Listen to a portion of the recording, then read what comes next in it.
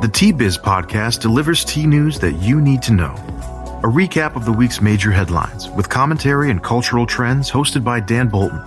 It is the voice of origin for tea professionals and enthusiasts worldwide. The Tea Biz podcast and blog connect you directly to experts in the tea lands. Listen as their voices reveal the news, innovations, cultural insights, and consumer trends that most impact the industry. Paired with Tea Journey, a digital magazine for tea enthusiasts, the Tea Biz portal is a global resource for everyone who loves tea.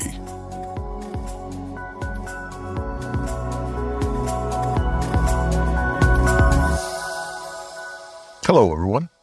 In this week's headlines, International Tea Day makes a big splash. This year's theme is bringing people together over a cup of tea. A receding La Niña is expected to boost summer temperatures, already soaring in China. A Catchy TV campaign promotes Lipton's new hard iced tea. Plus, Tea Biz travels to Montreal, Quebec to talk with Nadia de la Vega, Director of Tea Sustainability and Content at DAVIDsTEA, a company that fosters a spirit of positivity, which she describes as doing what's right for both our local communities and global suppliers. Jessica Natale Woollard reports. More in a minute, but first, this important message. What makes a perfect cup of Ceylon tea? The perfect cup is from the tea businesses that ensure the protection of all the children living within their tea estates. We salute Kailani Valley, Telawakili, Bogawantalawa, Harana, and Eliptia tea estates. Support Save the Children, Sri Lanka. International Tea Day makes a big splash this year. Enthusiasm for the United Nations designated International Tea Day is peaking this year as tea associations, governments, and brands join in the May 21st tribute to a global tea industry that has increased production from 4.3 to 6.5 billion kilos in the past decade, enabling tea drinkers to enjoy 8.2 billion cups of tea a day. Here are samples of their activities. Learn more by visiting tea-biz.com. Globally, the United Nations designated Tea Day to encourage sustainable production and consumption of tea. This year's theme is bringing people together over a cup of tea. The online and in-person event at the FAO Atrium and a tea tasting in Flag Hall is Sunday, May 21st from 2 p.m. to 3:45 in Rome time zone, and will focus on smallholder producers. The effort reaffirms the FAO's commitment to help overcome the challenges they face. Smallholders now produce 60% of the world's tea, employing millions. The UN website offers several useful reports on how the industry can support the UN's 2030 Agenda for Sustainable Development. Reports include International Tea Market, the market situation, prospects, and emerging issues, Tea Outlook 2027, a forecast, and emerging trends in tea consumption. The European Specialty Tea Association has organized the Zoom fundraiser to support women in tea. Promoted as the world's biggest sipping event, the online gathering begins at 2 p.m. British Summer Time on Sunday, May 21st. Quote, "We plan to invite more than 1,000 people worldwide to raise a cup in unison to celebrate this amazing beverage, generating £1,000 before and during the event to empower women in tea management. Women have been marginalized in the tea-making process and other management leadership roles within the tea industry, and we want to be a catalytic force to initiate change. The hour-long event will be recorded for viewing on demand. Visit specialityteaeurope.com to register." In Argentina, Expo Tea Argentina in Posadas, Misiones, is a 3-day event marking the 100th anniversary of commercial tea production. The event is May 25th to 27th and includes garden tours, a tea business conference, an exposition, and a tea fair. In Belgium, the Chinese Tea Center in Antwerp will host a tea meditation and tea circle from 3 to 6 p.m. on Sunday, May 21st. In Canada, the Tea and Herbal Association of Canada will host its 4th annual SOFA Summit on Friday, May 19th from 8:30 a.m. to 7:30 p.m. Eastern Daylight Time. Join THAC President Shabnam Weber for 11 hours of conversations with tea experts, tea association representatives, and growers worldwide. In the United States, the inaugural Eugene Tea Festival will be held at the Farmers Market Pavilion in Eugene, Oregon, from 10 a.m. to 4 p.m. in Pacific Daylight Time. Organizers invite participants to enjoy tea tastings, educational workshops, and a vibrant marketplace. In Germany, the Tea Day theme for this year's German Tea and Herbal Infusions Association is The Whole World in My Cup. Tea4Van board member Anne-Marie Leninger explained the ambitious goals of the industry. Quote, teas in all their diversity are not only part of a highly developed culture of enjoyment. One more time. Take 3 on Tea4Van. Tea4Van board member Anne-Marie Leninger explains the ambitious goals of the industry. Quote, teas in all their diversity are not only part of a highly developed culture of enjoyment, but they are also becoming increasingly important as a valuable natural food in this country. As a commodity, tea builds bridges between the continents, connects young and old fans, and should further promote economic developments in the countries of origin if tea manufacturers have their way. End quote. Business Insight. European Tea Day organizers announced an inaugural June 2nd celebration in Brussels with panel discussions describing the European tea market and new ways of attracting next-generation tea drinkers, along with a tasting session. China is again experiencing record-breaking heat early in the crop cycle, impacting Yunnan and several other tea-growing provinces. The country has experienced several heat waves since March, with Yunnan in southwestern China recording 40 degrees Celsius highs. Northern provinces, Jinan and Tianjin, are seeing temperatures soar to 37 C, about 98 degrees Fahrenheit. Kunming, the capital of Yunnan, has recorded only 8 millimeters of rain through April. According to state broadcaster CCTV, the province has seen only 35 millimeters of rain since the first of the year, the lowest total recorded since record-keeping began. In its latest assessment, the World Meteorological Organization, WMO, predicts a strong likelihood of the El Niño weather pattern returning later this year. The current La Niña pattern has moderated temperatures over the past 3 years. WMO said the change will most likely lead to a new spike in global heating. A study published in the journal Nature Reviews Earth found that sea surface temperatures and variability increased after 1960 in the Southern Oscillation. El Niño and La Niña effects are more frequent and more extreme as a result. The Cicero study found that El Niño events have doubled, and strong La Niña has increased 9-fold. Lead researcher Wenju Kai said that, quote, global warming makes the impact of these events more extreme because a warmer atmosphere holds more water. So when it rains harder and evaporation is higher, making droughts more severe. Their onset's earlier and they're harder to get out of, he said. Lipton this week unveiled a trio of television and web commercials that state the obvious. The top-selling non-alcoholic tea brand recently launched a fresh brewed line with 5% alcohol by volume. The new hard tea is blended with a triple-filtered malt base in 4 versions, replicating its best-selling flavored iced tea. The lineup includes lemon, peach, strawberry, and half-and-half flavors. According to Zion Market Research, The hard tea segment, pioneered in 2001 by Boston Beer's Twisted Tea, was valued at $20 billion last year. Zion projects revenue will surpass $30 billion by 2030, growing at a combined annual rate of 11.9%. Europe is expected to register the highest growth rate through 2030, followed by the Asia-Pacific region.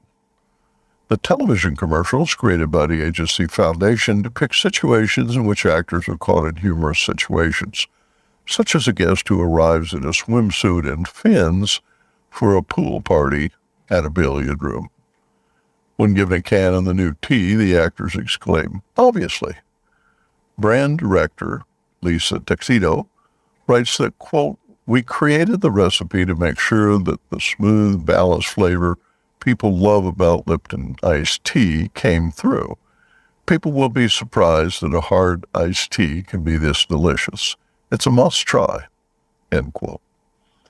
The tea is available in 12 packs of 12-ounce cans and 24-ounce single serves.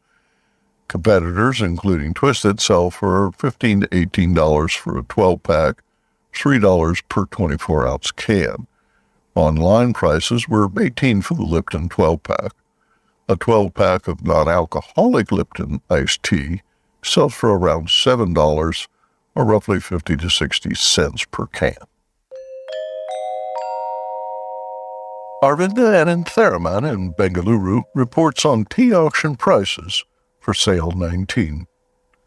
India tea price report for Sale 19 for the week ending 13th May 2023.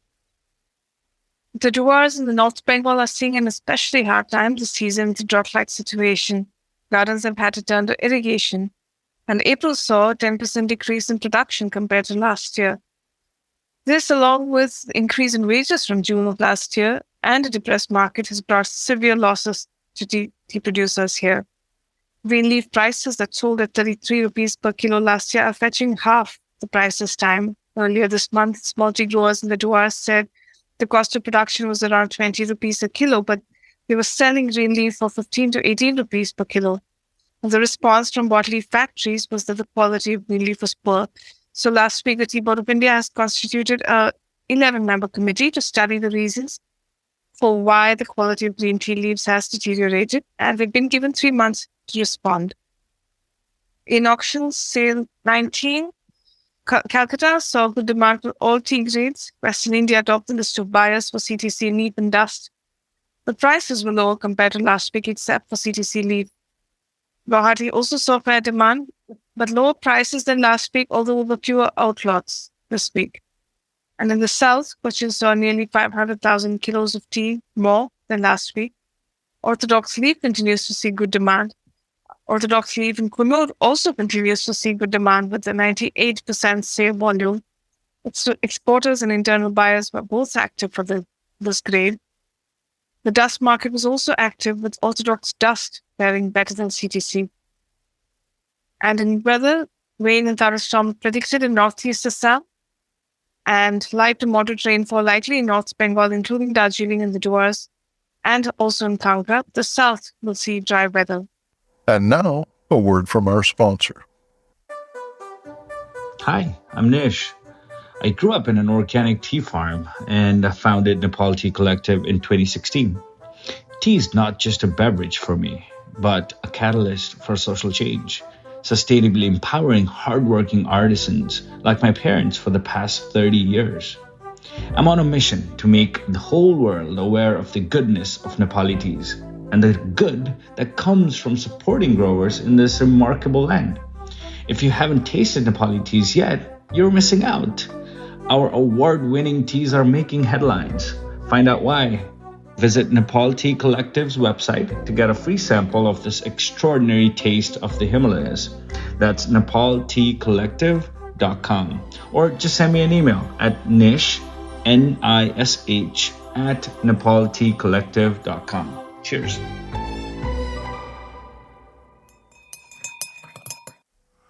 Tea-Biz travels to Montreal, Quebec to talk with Nadia de la Vega, Director of Tea Sustainability and Content at DAVIDsTEA, a company that fosters a spirit of positivity what she describes as doing what's right for both our local communities and global suppliers. Jessica Natale Woollard reports.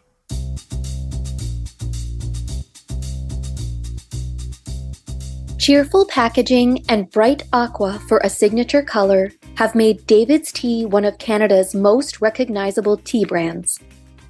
Founded in 2008, David's Tea expanded to become the largest specialty tea boutique in Canada, offering more than 100 teas and blends. The company made tea accessible, attracting a new generation of tea drinkers. Pre-pandemic, it operated 240 retail locations in Canada and the United States, but today focuses on e-commerce and wholesale. From day one, David's Tea has been sustainably oriented. It's in the company's DNA, says Nadia de la Vega, David's Tea's Director of Tea Sustainability. Nadia joins us on the podcast for a conversation about sustainability in the tea industry and how mindfulness and fun can go hand in hand. Welcome, Nadia. We're so happy to have you on the Tea Biz podcast. Thank you so much for having me. I'm really excited to be here. Let's talk environmental sustainability. David's Tea already has plastic-free, biodegradable sachets, your mailers are compostable, and your silver tea bags are recyclable. Your website shows there are more environmentally friendly upgrades to packaging coming soon. What about sustainability as far as ethical considerations go? Safe and fair working conditions, healthy communities, and ethical partnerships with growers and farmers. Because we're working with a product that is so closely linked to communities, it is very important that we be mindful that there's people touching this product. It doesn't just come into our cups, right? Sometimes when we're having a hot cup of tea, we tend to forget where it comes from. And it's very important to really think about the communities and the struggles that they're going through. One of my most important parts of work is working with the Ethical Tea Partnership. It's something very important because it's the industry as a whole working together to improve the regions where we source and really address the issues at origin. Which of these sustainability initiatives has captured your heart? The one that you find yourself excited to tell your friends and family about, and now our Tea Biz listeners? One of them would be our Nepal Clean Drinking Water project. We have been working with the Junchiabari Tea Garden for over 10 years. So it just came as a natural continuation of that relationship to work together. This project now gives clean drinking water to 3 to 4 government schools in Nepal. Another project that I can't stop mentioning is our Manomen Maple. It's a collaboration blend between us and Tea Horse, an Indigenous women-led tea company. And 10% of the proceeds give back to Reconciling Ways of Knowing, which is part of the David Suzuki Institute. I had the pleasure of interviewing Tea Horse a few months ago, actually, on this podcast. So our listeners may remember talking about Manomen. It's been such a rewarding experience to work with both Denise and Mark and to learn about Manomen and wild rice and how it's harvested. I was enchanted by the story of the wild rice and then thrilled to hear that David's Tea had partnered to give it a wider audience and spread that beautiful tea to people across the country and beyond. Because it's such a wonderful story, and I'm just thrilled to see them blossom. David's Tea's commitment to what you call Positivity comes with a price tag. So how does David's Tea calculate the return on the investment into sustainability? Sustainability is not a campaign. When you're doing sustainability work, you are not doing a sale. You're not doing a promotion. This is a long-term commitment to not only your product, but to the people that provide the product that you consume and that you love. So this is not a, let me see how much money I make. This is a realization that we're part of the tea industry, of the tea world, and that we all need to ensure that we're doing our responsibility and our due diligence for the people and for the product. How does sustainability foster creativity and innovation at DAVIDsTEA? What I like most about my day-to-day job in terms of working collaboratively is that we work so closely with all the teams at DAVIDsTEA. I think that having these conversations with our marketing teams and our PR teams and communications and our R&D teams, I think we all get really inspired from the work that we do. We intrinsically inspire each other, whether it's through artwork or through blends themselves. What I would like to remind people is to really have fun, because even though tea is a serious subject, it's good to remember to have fun in the world of tea and to be mindful about what you're actually consuming in your cup, because you can have fun and enjoy the flavor, but also think of how you got to enjoy this cup of tea. The journey of tea is so lovely and interesting, and you can delve so much into learning about it. The fun doesn't detract from the mindfulness moment. You can be enjoying it, but also thinking of it mindfully. Those two worlds can collide and collide beautifully. There you have it. Mindfulness and sustainability can go hand in hand with fun. Indeed, they can work together to enhance the tea drinking experience. Thanks to Nadia for joining us today. To explore more of the DAVIDsTEA story, visit davidstea.com.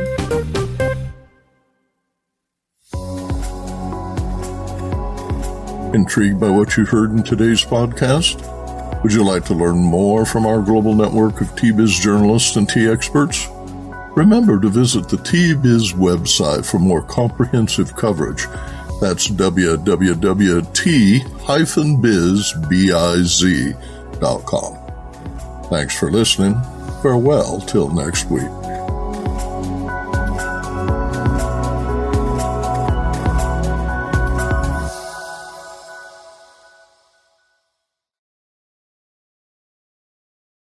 Produced by Adavita Studios. Connect your voice to the world.